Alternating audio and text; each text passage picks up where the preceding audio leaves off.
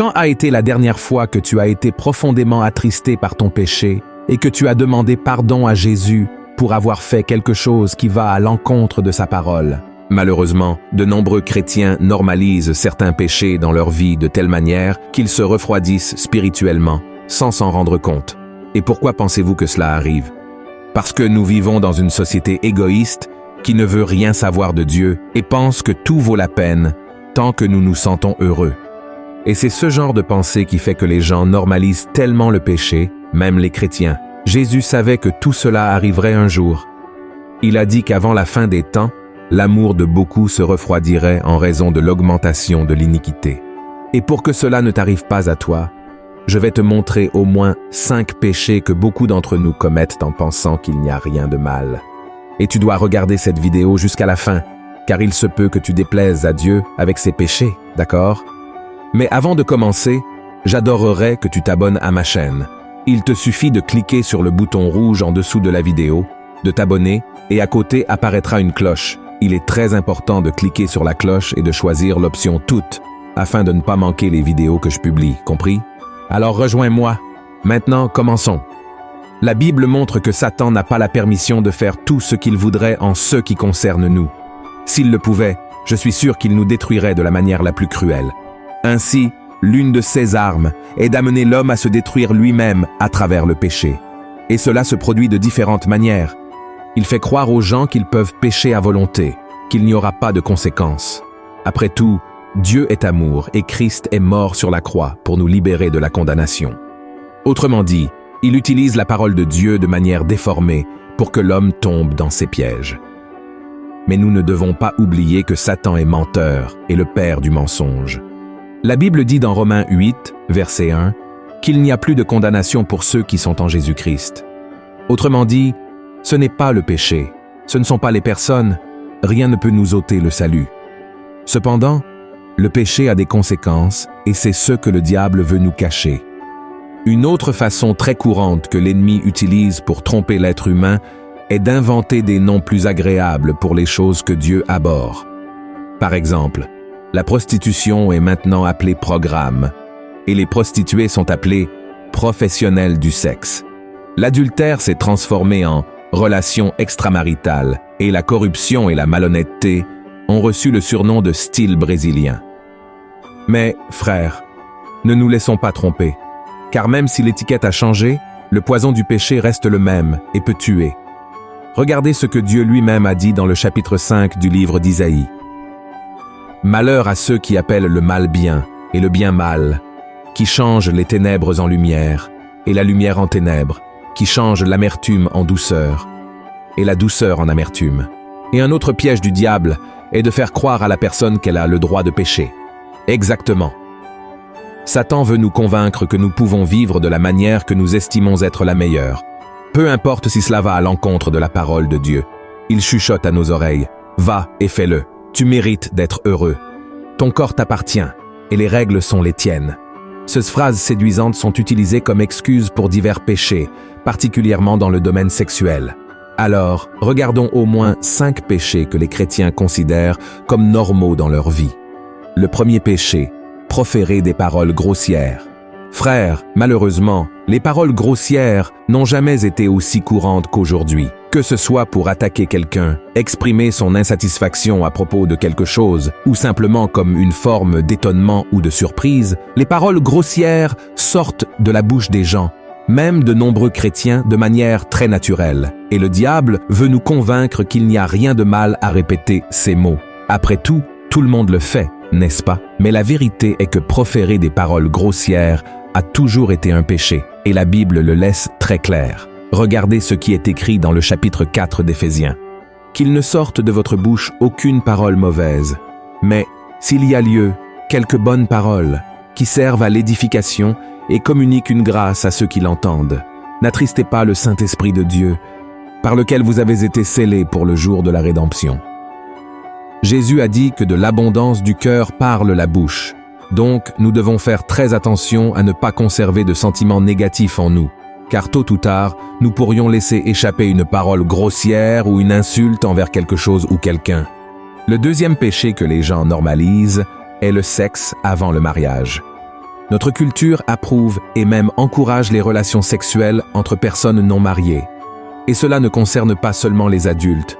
Ce que nous voyons de plus en plus de nos jours, même au sein des églises, ce sont des jeunes de plus en plus jeunes ayant leur première relation sexuelle. Cela se produit en grande partie en raison de l'influence de Satan, qui utilise les romans, les films et Internet pour convaincre les gens qu'il n'y a rien de mal à rechercher le plaisir sexuel avec quelqu'un. Cependant, c'est un autre péché que les chrétiens normalisent. La Bible montre que le sexe avant le mariage est un péché, car la relation sexuelle est bien plus qu'un acte de plaisir. C'est une union physique et spirituelle entre le couple. J'ai même réalisé une vidéo sur ma chaîne montrant ce qui se passe dans le monde spirituel lorsque l'on couche avec quelqu'un en dehors du mariage. Frères et sœurs, c'est très sérieux. Revenons au sujet, le sexe en dehors du mariage peut causer de grands problèmes, tels que la souffrance émotionnelle due à la connexion des âmes, les grossesses non désirées, les familles détruites et surtout, le refroidissement spirituel. Mais vous pourriez demander, et si ce sont un couple de fiancés? Mes frères, le fiançailles ne sont pas le mariage.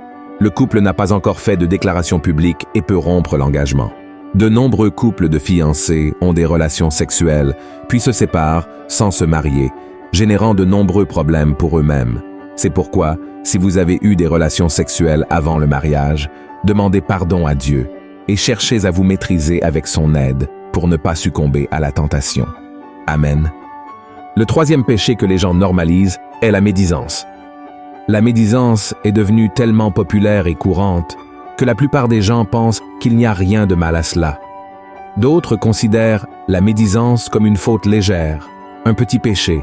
Mais soyons honnêtes, n'avez-vous jamais parlé mal d'un collègue de travail, d'un voisin ou de quelqu'un que vous connaissez à une autre personne? Nous avons tous succombé à ce péché et, de temps en temps, nous le faisons sans nous en rendre compte, laissant ce péché devenir quelque chose de normal. Il suffit de 5 minutes de conversation avec quelqu'un au sujet d'une autre personne pour que nous nous impliquions dans des médisances, des mensonges, des exagérations et des commentaires malveillants. Frères et sœurs, nous devons veiller sur nos paroles car c'est un péché. Dans le livre du Lévitique, chapitre 19, Dieu a dit ainsi: « Tu ne répandras point de calomnie parmi ton peuple. Tu ne t'élèveras point contre le sang de ton prochain. Je suis l'Éternel. » Ce qui peut sembler être un simple commentaire innocent sur la vie de quelqu'un peut être quelque chose de beaucoup plus sérieux. Si nous ne faisons pas attention, nous pouvons ruiner la réputation de personnes innocentes qui n'ont rien fait de mal.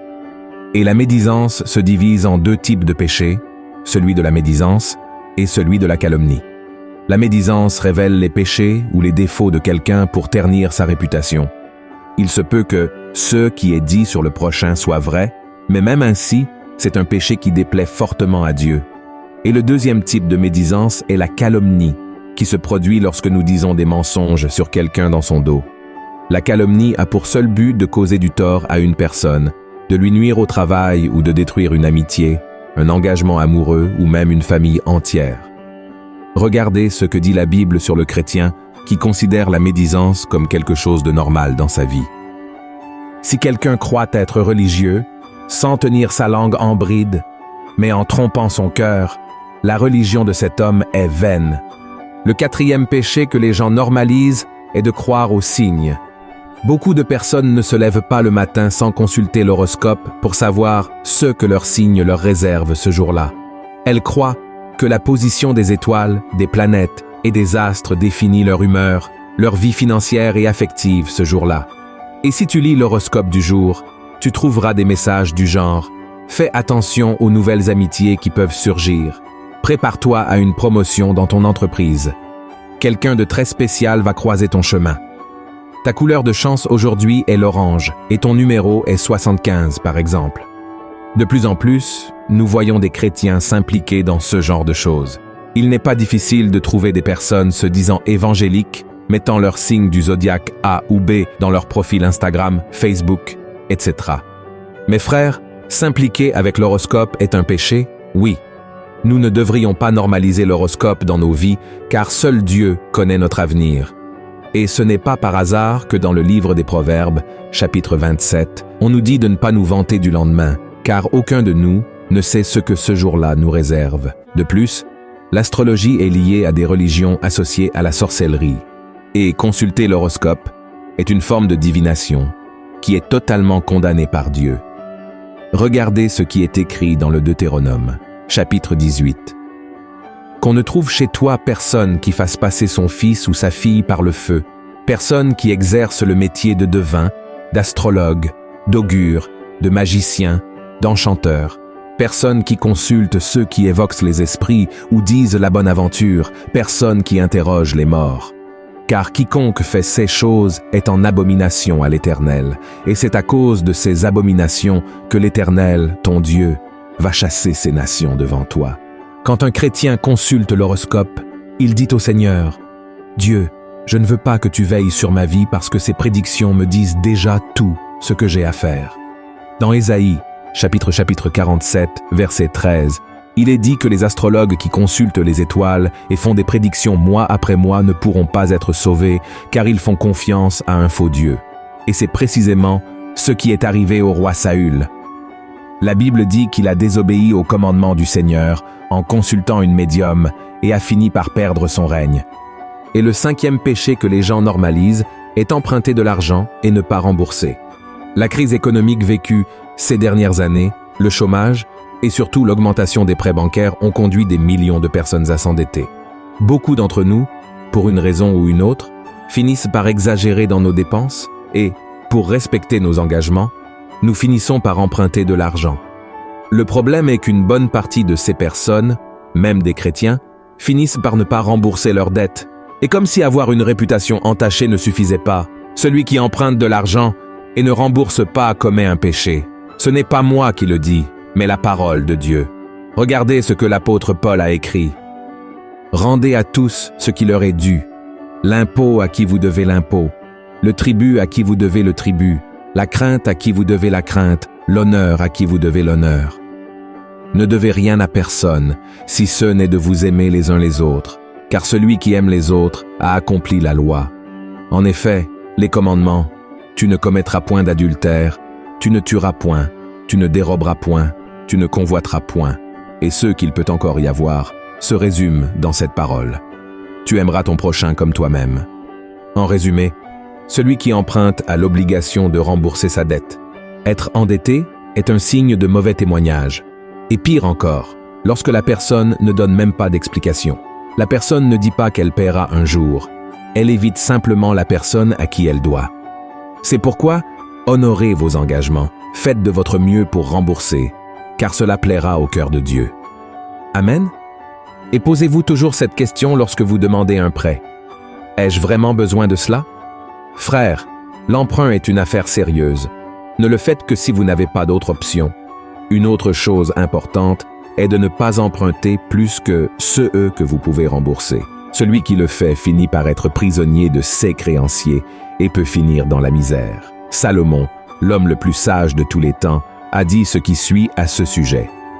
Le riche domine sur les pauvres, et celui qui emprunte est l'esclave de celui qui prête.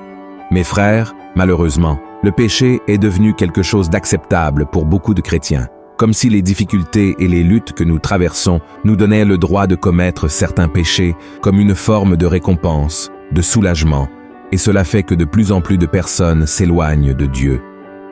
La Bible dit dans 2 Thessaloniciens, chapitre 2, que, avant l'arrivée de l'Antéchrist, le monde serait pris par l'abandon de la foi. Autrement dit, de nombreux chrétiens abandonneront leur foi dans la vérité pour suivre le mensonge. Ainsi, le péché deviendra de plus en plus courant au sein des églises. Mais nous ne pouvons pas renoncer à nos principes. Je sais que ces péchés peuvent être tellement enracinés dans notre société et même dans notre propre vie qu'il peut être difficile de les abandonner. Mais la bonne nouvelle est que, si nous nous accrochons à la parole de Dieu avec foi, engagement et obéissance, le Saint-Esprit nous aidera. Amen. Nous ne sommes pas de ce monde. Notre place est la patrie céleste. Nous savons que la mentalité mondaine est de plus en plus pervertie, mais nous sommes appelés à avoir la pensée et le caractère de Christ. Cela ne signifie pas que nous serons parfaits, mais ce que nous ne pouvons pas faire, c'est accepter tout ce qui se passe. Nous devons nous repentir de tout cœur pour nos péchés, car c'est pour eux que Christ est mort et a été crucifié. Et quand nous nous repentons de tout cœur, Jésus lui-même nous pardonne et purifie notre âme de toute impureté et mal du péché. Amen. Si vous avez aimé ce message, je vous demande de le partager sur WhatsApp, sur Facebook. Propageons le message de Dieu. Amen. Et je vous attends dans la prochaine vidéo. Que Dieu vous bénisse.